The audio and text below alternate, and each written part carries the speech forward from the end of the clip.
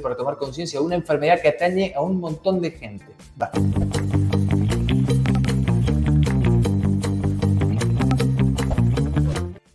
Una eminencia, como siempre, que nos acompaña en el interactivo de vez en cuando. Hoy tenemos el placer de presentarlo nuevamente, el doctor Conrado Stoll, neurólogo. Es el Día de la Conciencia sobre la Epilepsia, este trastorno, ¿no?, en el que se interrumpe justamente la actividad de las células nerviosas de nuestro cerebro, y eso provoca generalmente convulsiones en la persona. Vamos a conocer un poquito más de esto y también, a tomar conciencia de la forma en la que se pueda con el doctor Conrado Stoll. Doctor, bienvenido, buen día, ¿cómo le va? Fernando, Sebastián, muy buen día, y empezaste bien porque usaste la palabra epilepsia y convulsión. Son dos cosas distintas. Sí. 10% de la población general puede llegar a tener una convulsión, o sea, perder el conocimiento, sacudidas del cuerpo, por distintas razones, por diferentes razones. Pensá que la falta de sueño puede llegar a las convulsiones. Estamos hablando de un exceso, se ha usado en torturas, pero con la suficiente pérdida de sueño se puede llegar a tener una convulsión. Alcohol en exceso, el alcohol en exceso definitivamente asociado a convulsiones. Ahora, dos convulsiones o más es la definición y el consenso internacional para definir epilepsia. Que saquémosle ya el estigma y la discriminación a la palabra. La vas a encontrar en documentos de hace literalmente miles de años.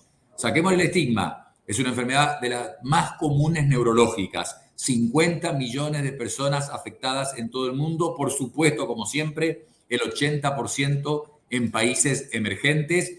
Y es un problema, termino con esto, fácil diagnóstico, tratable y controlable. Bien, doctor. Bueno, ese es el mensaje más positivo que sobre todo queremos dejar en este día, ¿no?, de la conciencia sobre la epilepsia. ¿Puede ser operable también en algunos casos, además de tratable, por ejemplo, con algunos fármacos? Bueno, ahí tenés. Mirá, la realidad práctica es esta.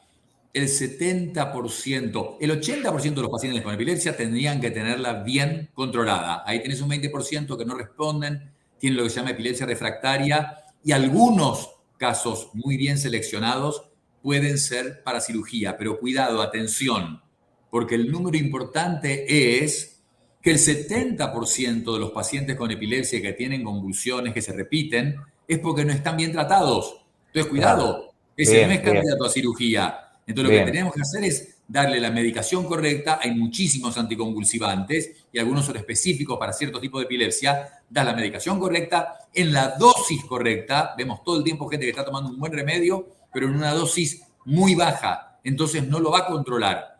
Entonces, de nuevo, 70% de las personas no tienen controlada la epilepsia porque no están bien tratados. Después, que hay algunos casos muy específicos que pueden ser seleccionados para cirugía en centros especializados, por supuesto que sí.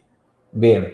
Bueno, vamos atendiendo todo el frente, ¿no? Hay un montón de cuestiones que queremos consultarle, doctor, ya que lo tenemos conectado, aprovechar. ¿Qué piensa también al respecto del aceite de cannabis para tratar justamente la epilepsia refractaria que recién me hablaba? Bueno, tengo que decir lo que pienso. Como en estos casos, cuando difundimos información, tenemos que hablar de la evidencia. De la evidencia científica. Y la evidencia científica dice que el cannabidiol, el compuesto médico en el cannabis, que ya se comercializa en forma farmacéutica, es efectivo para el control de ciertas epilepsias refractarias, especialmente en niños, algunas con nombre, con apellidos de neurólogos ilustres, pero no confundamos, porque la gran mayoría se controlan con los medicamentos usuales de venta, por supuesto, en farmacias. No hay que usar preparados, pero algunas refractarias, o sea, que no responden a la medicación usual, en chicos especialmente muy chiquitos, con ciertos tipos muy particulares de epilepsia, sí, los compuestos que tienen cannabidiol, de cannabis, derivados del cannabis, han mostrado efectividad. Esa es una de las áreas en la que se ha mostrado efectividad. Cuidado, porque mucha gente toma gotitas de cannabis, doctor, toma gotitas de cannabis. No, para cualquier cosa no. Pero si hay una en que hay evidencia de efectividad, es en epilepsia refractaria, definitivamente. Bien. También le quiero preguntar, doctor, ¿cómo afecta la epilepsia? Si hablamos un poquito de lo que sucede dentro de la mente, del cerebro, en lo que es el desarrollo cognitivo, por ejemplo, de la persona. No sé si es mito o no, pero veo que dicen, no, cada vez que le agarra un ataque de epilepsia, la persona pierde neuronas. Estaría bueno conversar sobre esto para tirar por tierra lo que haya que desmitificar y hablar justamente de cómo afecta o qué queda cuáles son las secuelas que puede dejar los ataques epilépticos, ¿no? Que parece una persona con epilepsia. Muy bueno que seamos destructores de mitos, me parece. Sí, sí, sí, total. Porque no vamos a hablar de los casos especiales o excepcionales en que pueden ser formas complicadas asociadas a enfermedades en general. Es una enfermedad que viene además con epilepsia y puede ser muy compleja, no hay duda. Pero cuando hablamos de la gran mayoría de los pacientes con epilepsia, y pensar en los menores de 30 años, porque no, después 50, 60, 70 pueden asociarse con una ACV, se pueden asociar con un tumor. En gente joven con traumatismos craneales, muy común que se pueda desarrollar una epilepsia después de un traumatismo craneal severo, grave, en un accidente severo deportivo o de moto o automovilístico. Pero en general la convulsión no deja secuela. En esas personas que tienen epilepsia bien tratada, en que la tienen controlada y no hay episodios, y que en 2 años de tratamiento pueden llegar a curarse. Cuando vos pasás 2 años sin convulsiones, la medicación se disminuye muy lentamente, y la persona puede llegar a curarse y no volver a repetir episodios. Y cuando han ocurrido, no deberían dejar daño. Desde ya, que si uno ve una persona que está con una convulsión y luego de 2 minutos, 3, sigue convulsivando, hay que consultar, llevar una guardia urgentemente. Pero en lo usual, vamos a hablar del usual, vamos a hablar de más del 90% de los casos. Claro, la mayoría, sí. Limitada, se suspende sola, no deja daño y además con el tratamiento adecuado, como dije, que no es común que lo tengan los pacientes, pero con el tratamiento adecuado tiene que estar controlado. No tiene que haber episodios. Hay medicamentos que cada vez son más efectivos, sin efectos colaterales o efectos colaterales limitadísimos y que su efectividad para hacer desaparecer las convulsiones, sean de movimientos o sean, cuidado, que la epilepsia también puede ser fenómenos de conducta, en que la persona se desconecta y actúa raro, se la ve rara. Ah, bien. Se va a caer y se va a sacudir y va a tener espuma en la boca. No es solo esa forma. Hay varios tipos de epilepsia diferentes, pero de nuevo, no tendría que tener consecuencia en la enorme mayoría. Bien. Mi compañero Seba, una consulta para el doctor Stoll. Sí, ¿cómo son los argentinos al respecto del tratamiento de la epilepsia? ¿Escuchan a los médicos? ¿No los escuchan? ¿Cómo son como pacientes? Hablemos del ser humano en general, Sebas. La verdad que yo te digo que podemos extrapolar. Lo primero que, como en otras cosas, el 80%, por ejemplo, de los ACV, de los infartos, ocurren en los países de bajo ingreso económico, en los países emergentes. La epilepsia, de los 50 millones de personas afectadas en el planeta, el 80% es en países emergentes, el nuestro es uno de ellos. El problema es extrapolarlo de las redes sociales. Habla mucha gente que no te está diciendo evidencia, que te están diciendo cualquier cosa. El médico que va a dar un preparado para la epilepsia, que no deberíamos usar preparados, o que no maneja las medicaciones, entonces no va a dar la medicación adecuada o la dosis adecuada. Entonces ahí ya no es tanto el argentino, porque la persona en general, con el médico adecuado, hagámoslo al revés, no le echemos la culpa al paciente. Es que el paciente no toma la medicación, que es verdad, que muchas veces se pueden olvidar de tomar una dosis, eso puede llevar a una convulsión. Pero cuando vos tenés un esquema, una estructura de salud sólida, con médicos sólidos, honestos, idóneos, eso le da mucha seguridad al paciente y va a aumentar la probabilidad de que el paciente cumpla el tratamiento y tenga más probabilidades de curarse. Entonces, cuando hablamos en general, la verdad es, si se hace el diagnóstico correcto, se usa el medicamento adecuado en la dosis correcta, la epilepsia va a estar controlada y el paciente va a obedecer, va a seguir, porque sabe que si no, se le va a escapar una convulsión y tiene que empezar, es como el casillero de la boca, el juego. Vuelve al casillero 1 y tenés que empezar a contar 2 años de tratamiento desde 0 de vuelta si tenés un episodio. En cambio, vos querés no tener convulsiones, cumplir 2 años sin convulsiones y ahí está la probabilidad de poder suspender la medicación habiéndote curado la epilepsia.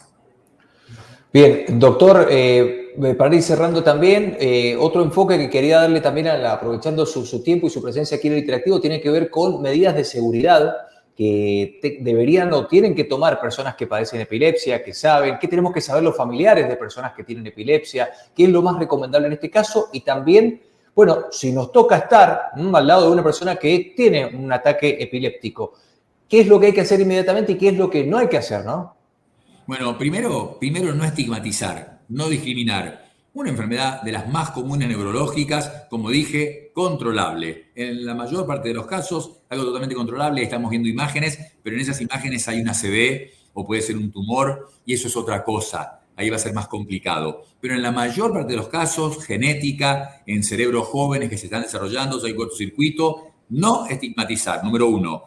2, el que tiene una convulsión, bueno, durante algunos meses después de la convulsión no debería manejar, definitivamente no, porque puede volver a repetirla, aunque esté tratado, aunque se le dé el medicamento correcto, puede llegar a repetir. Entonces, cualquier actividad peligrosa, el manejo de una sierra eléctrica, si la persona nadaba sola en una pileta, manejar un vehículo, durante unos meses evitarlo. Eso es fundamental. En Estados Unidos hay legislación, te sacan el registro de manejo durante 1 año después de una convulsión. Porque si no, le sacan la licencia de médico al médico que vio a ese paciente. O sea que eso es importante, una advertencia de cuidado para protegerse a sí mismo y a los demás. Y si estás presente en una convulsión, no hay que hacer demasiado. Evitar que la persona se golpee. Esto de meter algo en la boca, meterle para que no se muerde la lengua, y la saliva, los ojos, se pone azul. Dejar a la persona tranquila. Como dije, si pasan 2 minutos, 3 minutos de convulsiones, a la guardia. Pero en general se para sola, sin haber causado ningún daño. Pero claro que es muy impresionante verla y todo lo que hay que hacer es evitar que la persona se golpee. Si está inconsciente y se está sacudiendo contra el piso, evitar que se golpee contra el piso. Nada más. No tocar la boca, no tratar de abrirla, no tratar de evitar que la cierre, no tratar de evitar que se muerda. Como mucho puede morderse la lengua, puede haber un poco de sangre, pero no va a haber lesión importante en ninguno de los casos. Y hay un estado como de rigidez también, doctor, que entra al cuerpo, como que algunos miembros como que tienden a doblarse, a agarrotarse y no tratar de ceder, no forzar que abra la mano si la está doblando, nada. Por eso digo que impresiona mucho verla, aún como neurólogo, cuando las hemos visto en los pacientes que dan internados, a veces internamos algunos para que tengan convulsiones, para saber de dónde viene la convulsión, en los casos que por ahí tienen criterios para operarse, se los interna para descubrir el foco exacto que uno va a tratar. Pero lo que vos decís es correcto, hay una fase tónica en que la persona está rígida como una tabla y por eso se puede poner azul porque no respira, no mueve el diafragma. Entonces se puede poner azul porque no le entra aire. Y después viene la fase clónica, tónico-clónica. Clónica es las sacudidas, las piernas se mueven, los brazos se sacuden y entonces claro que es impresionante de ver la cabeza se arquea, el cuerpo se arquea y todo eso impresiona, pero no tratemos de hacer nada. Lo mejor es estar atento, evitar que se golpee, no hacer nada especial y sí tener un buen diagnóstico y un tratamiento adecuado. Las medicaciones, desde que yo empecé neurología hasta hoy, han mejorado increíblemente. Ya eran muy buenas hace 30, 40 años, aunque tenían efectos colaterales. Las de hoy, casi sin efectos colaterales y de una altísima efectividad para controlar las convulsiones. Pero cuidado, 70% de las personas no reciben el tratamiento adecuado. Así que pedir una segunda opinión si uno está con convulsiones que no ceden. Doctor Stoll, invaluable charla que hemos tenido con usted. Muchísimas gracias. Gracias por su conocimiento y su tiempo aquí en Interactivo. Fernando, que vaya muy bien. Un placer como siempre. Un saludo. Hasta luego. Hasta la próxima. Bueno, una eminencia, ¿no? Que solemos consultar aquí en el Interactivo con cuestiones que tienen que ver con su especialidad, la neurología. Famoso neurólogo, el doctor Conrado Stoll. Día de la conciencia sobre la epilepsia. Me parece que hemos abordado, Seba, los puntos, por lo menos los principales que tienen que ver con lo que es un ataque, ¿no? De epilepsia y lo que uno tiene que saber sobre esta enfermedad, ¿no? Que en definitiva marcó mucho esto el doctor de no estigmatizar, que es una enfermedad más y que afortunadamente, y te lo dice el doctor Stoll, tiene tratamientos muy copados para el día de hoy, con fármacos que no dejan efectos secundarios. Hay maneras de sobrellevarlo de una forma increíble para que la persona que la padece pueda tener una vida súper normal. Así que eso es más que alentador. Vamos a hacer una pausa aquí en el Interactivo. Ya volvemos con eso.